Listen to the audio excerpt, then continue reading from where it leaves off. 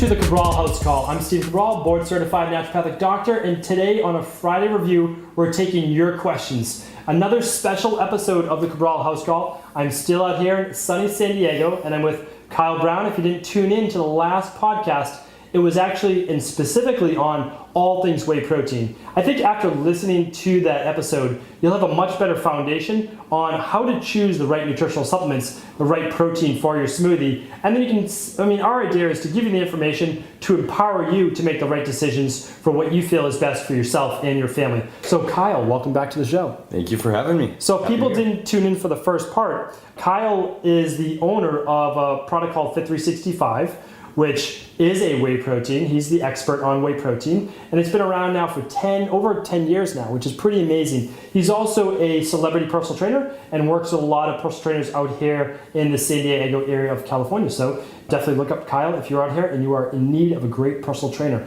So what I want to do is I want to actually turn over the first question to you. And the first question we have today from our audience is really confused about when they go into a place like a GNC, which again is a place that I never say to buy your nutritional supplements from. I just believe that this is food that you're putting in your body, and if you can, just try to choose the best possible products. It's not that all GNC or all Rite Aids or CVS's carry bad products. It's just they're more lower quality, shall we say? Absolutely. And so what I like people to do is just think about, this food's going in your body, do the best thing you can for your body, and just, there's not the place to skimp. So let's talk about the differences in whey proteins that you see. What's the difference between the caseins, the wheys, and the mixtures, the hydrosylates, that type of stuff? So when it comes to any type of food, the rule of thumb is the closer it is to its natural source, the better. The more you process it, that's called the processing principle, the more you process it, the worse it is for you. A typical whey protein, when you see all these different fancy words in front of you that they actually use in their marketing and promotions, like hydrosylate, isolate, cross-flow microfiltered, that's processing of food. So you wouldn't see that at a Mexican restaurant. They would say, oh, we have this fresh carne asada. They wouldn't be like, we put this in the deep fryer and put a bunch of additives like that, and then shoot threw it it out, in a burrito, shoot it out, took it out of the trash can and throw it in. That's basically what they're saying. And the more you process that food, that really shouldn't be a marketing benefit. So you're going to want to go with a good quality grass-fed whey that's as close to its natural state as possible. Sure. The second side is there's a big push now that's starting to happen, which is anti-dairy. And there are some definite positives to going anti-dairy, but there's a big difference between types of dairy. There's a huge difference between casein, milk protein, and whey. So casein and milk protein are all from that actual milk. And that's where you're getting the protein molecule size difference. You're getting the congestion issues that people get from milk. You're getting a lot of the digestive issues and the high amounts of lactose where people aren't really tolerating the food really well. None of that tends to be a problem when somebody's using whey, unless they have specifically a whey allergy, which then I would say definitely go with a vegan source or plant-based source. But there's a giant difference between them. And then the other difference between them besides the health and the immune benefits is the quality. It's not what you digest, it's what your body absorbs that counts. So it's not about counting how many grams you put in, it's about how many grams your body accept. And whey protein is 100 on that biological value scale. So you're going to absorb a level that is so much higher with whey than you would casein, which is around the 85 mark. Yeah, no, I think that's a really good point. And, it's an important point as well, because when people have digestive-based issues and they blame it on dairy, there's two things to look at. And one of it is, do you have an issue with the sugar or do you have an issue with the protein? So when we're looking at lactose-based intolerance, you can say, well, the issue was that you're not producing the enzyme lactase to break down the lactose, or the level is just too high and you can't fully absorb that. And that's what leads to the bloating, the gas, the cramping, diarrhea, all of those specific things, unpleasant things that obviously no one wants. Yep. But then there's the other part to it, which is an IgE, more of a fast-paced reaction. And then there's the IgG, which is the delayed, and that's what we test for with that little food sensitivity test. And you're right, very few people come up high on that whey-based sensitivity, except someone that's just super sensitive to dairy. And then they're off the scale for everything except what is typically goat cheese, goat milk. And why? Just like you talked about, the protein molecule in goat is, I believe it's 5 times smaller than cow. And when you look at it, a calf when a goat is born, it's somewhere around 30 pounds or so. And when a calf is born of a cow, I think it's 110, 120 pounds. Yep. So you can see the huge difference. And now the cow needs that casein, and the protein molecule is obviously larger, and it's more protein obviously in that milk, but it contains higher levels of IGF-1, all of these things to help that thing grow to more than 1,000 pounds. As humans, we don't specifically need that. So that's why actually there's anti-benefits to casein, and you can read in those as like cancer promoting, and then there's anti-cancer to whey protein. So again, you always have to go deeper into the research and just look. Again, we're giving the information today to people that only care about your health, and you can always go and look up, verify for yourself as well. So thank you for clearing that up as well on the differences in bioavailability, because like you said, one person can say I need 40 grams of protein after my workout, when maybe you just need 20 of a good quality that actually gets absorbed. Exactly. And then on the lactase side, when you were mentioning the lactase and the sugar, we took that into account with Fit365 and actually added the lactase enzyme. And a lot of people who had that problem, just to prove to your point, aren't having that problem with Fit365 because they aren't having any lactase issues. We dumped the enzyme in there. God, I didn't know that. That's fantastic. So there you go. And let's go into the second question. So the second question now is, there's a huge push, at least for the last couple of years that I've seen. I've seen it recommended in Men's Health magazine and a few others. And again, I don't have any issues around Men's Health magazine. I've written for them many, many articles, and I think they're actually a good magazine. But it's kind of like talking to high school kids or just people in general saying you just need to do a glass of milk or chocolate milk after your workout. And I've even seen it recommended by dietitians. And I just think that, one, it starts out with good advice, right? People just have good intentions, like, oh, well, you can get 8 grams of protein in a glass of milk, and you can get some carbs, and there's some healthy fats, and it's cheap, it's inexpensive. But from my perspective, and I definitely want to get your take, is there's a huge difference between a whey protein or good quality protein and milk. One is that typically the milk has been hydrogenated. It has been coming from not grass-fed cows for the most part. Even if it says organic, it's coming from, like we talked about in the last show, organic soy, organic corn, organic whatever, and it's not the things that those animals are supposed to be fed. There could be antibiotic-based in there, and the digestibility is just so much lower. Mm-hmm. So if you're going to have an issue with dairy, it's going to be to milk, and that's the thing that's going to cause the gas, the cramping, the bloating. So what I would say is, even when you look at what the cost of a gallon of milk, whether it's a couple dollars or not, you're just not getting any benefit from it. So it's almost better just to not do it at all. If you don't want to do any type of shake or any type of whey, that's fine. Have a whole food meal. But I just don't believe that drinking milk is going to be good for someone's health. You've got two different parts of it. One part of it is you have a giant industry that is paying for their own research studies. So you have a research study where I went to school, Indiana University, the big one that's in the mainstream now, that says milk is better than an energy sports drink for post-workout recovery. It's like, yeah, sugar water made by a giant company owned by an even bigger company sure, is not as good for you as milk for post-workout. Sure, but that's kind of like saying, well, cigarettes are better than meth. It's like, yeah, but why are you promoting smoking cigarettes? Right. It's really no different. So it's at a whole nother level and caliber of food, and I totally agree with you. Either go with quality or just go with a real food meal. Finish up your meal and go have a good chicken breast with some veggies and a piece of fruit if you're not going to go with a quality protein shake. Right. Because milk post-workout works maybe if you're 4 years old and you just play with your kids. Now come have your glass of milk just because that's what we grew up with, not sure, because it's the right thing to do.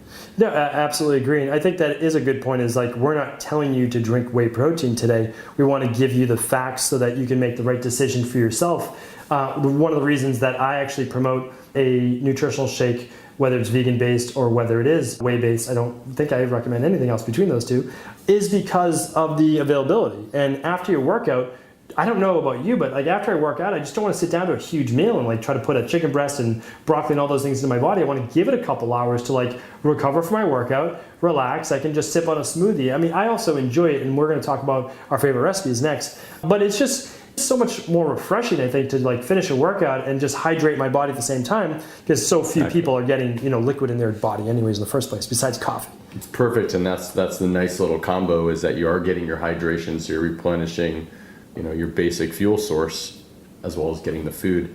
And yeah, post-workout, I'm sitting there like this, I about want to take a nap. The last thing I want to do is like break into a filet. No, correct. I mean, and so the big thing is too, physiologically, you just increased your fight or flight response, you increase your cortisol levels.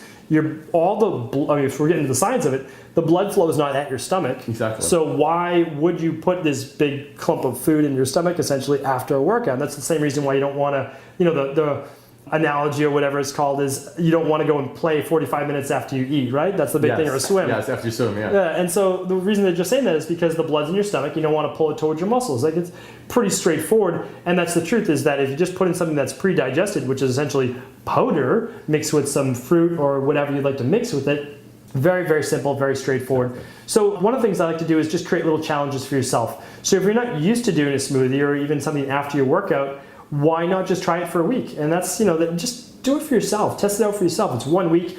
And the bottom line is, like, no matter what, you're going to be healthier because you're only doing something healthy for yourself. So let's talk about what our favorite smoothie recipes are, because there's one that I use basically every single morning. I'm definitely a creature of habit. I kind of like just walk and just go through my steps. But there's a lot of other fun ones. I know you have, with your shakes, you have the vanilla and you have the chocolate. Yep. With my shake, there's just the vanilla, and then I have people create a chocolate or whatever they want with it. Why don't you share with us, one of your favorite recipes, or a few? Okay, so I'll give you 2 of the ones that I do pretty regularly. So I have an issue with my kids getting them to have enough greens. So what I do is I make a chunky monkey shake. So I take the chocolate, I put in a little almond butter, peanut butter, and a little banana, and I throw like 2 cups of spinach in there. And they have no idea that the spinach is in there because the peanut butter almond butter has totally masked it. So I'll be like, hey, have a chunky monkey shake. And my daughter, calls it a dada shake since she was like 9 months, she's been using this stuff. And so that's one of my favorites. One of my seasonal favorites is I love putting pumpkin in with the vanilla with a little cinnamon. Incredible. So a lot of people have actually mentioned that before. I've never tried it. I I don't know about making that step to putting pumpkin in my shake, but it does sound, it sounds nice. It sounds good. I fall's my favorite season. I like pumpkin everything.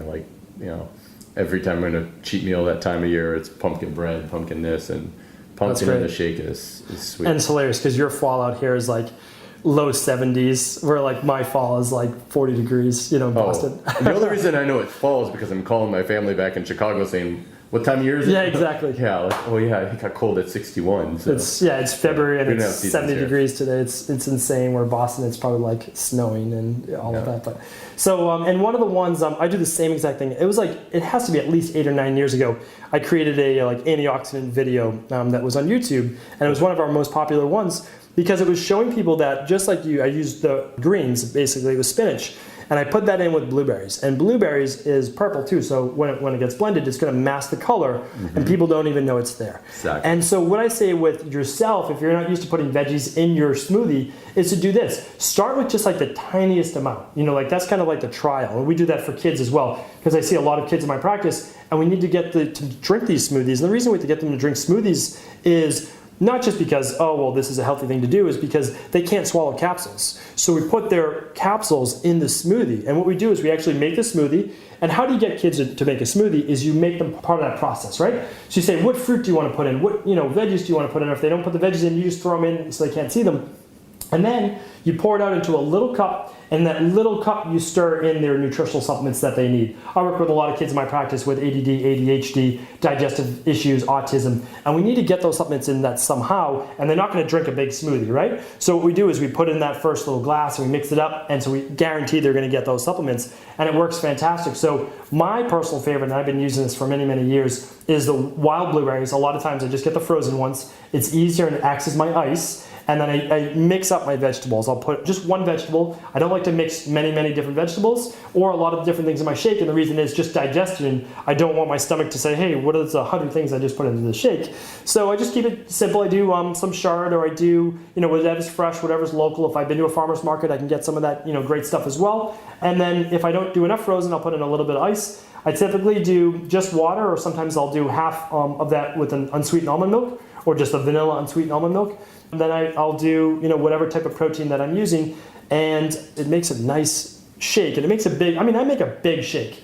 And the reason I make a big one is I want to sip it over the course of an hour or more. And that's something that I tell a lot of my wellness clients as well, is it's gonna allow for easier digestion. Yep. And I call it sustained time released energy, right? So if you're just sipping on this smoothie that has a little bit of fruit and some carbs in it, and you just sip over that over the course of an hour or so, whether you're driving to work or just at your desk, you're not going to need that coffee. Or if you do, it's going to be purely because you enjoy it for taste and not because you need it for energy. I'm telling you, if you do this challenge, if you try to do a smoothie every morning, I'm guarantee you won't need that coffee. Do the smoothie first, and then if you still need the coffee, try the coffee. And the irony with coffee is it's called an energy drink, but there's no calories, which means there's no unit of energy in there. So it's not energy, you're just wired but tired. So you get this wired, jittery, neurological thing going on. But if you want real energy, get it from your nutrients. Exactly. No, it's a really, really good point. Thank you for joining us today on the Cabral House Call. I'm glad to have you on the show.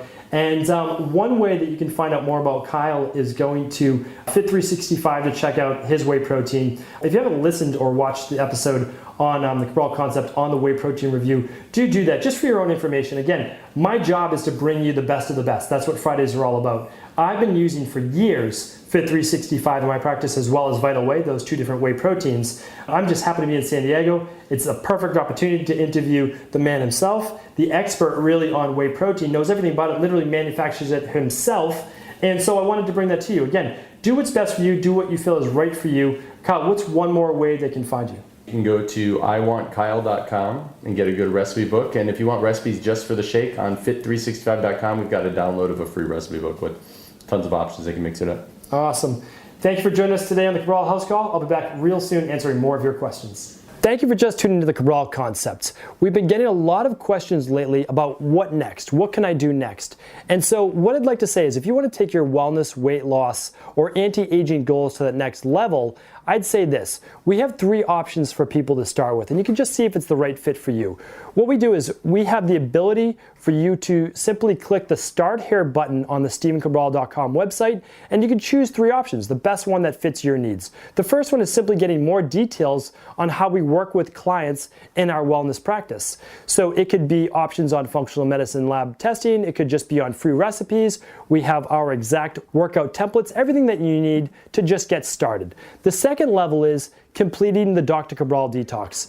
Anywhere from 7, 14, or 21 days, it's the absolute best way to lose weight and improve your wellness. And we guarantee it. I mean, there's very few people that do guarantee their work. We absolutely guarantee that you will get results with this. And the third way is that you can do complete personalized wellness planning. And that includes choosing one of the functional medicine labs that we have on the website, or multiple if you would like, getting those labs shipped to you, completing the lab right at home, and then we send you in about 3 weeks after that a complete personalized wellness plan that includes everything our wellness clients and weight loss clients get at our Boston practice. So all you have to do is simply go to StephenCabral.com, click on the Start Here button, and you can get started and choose the level that works for you.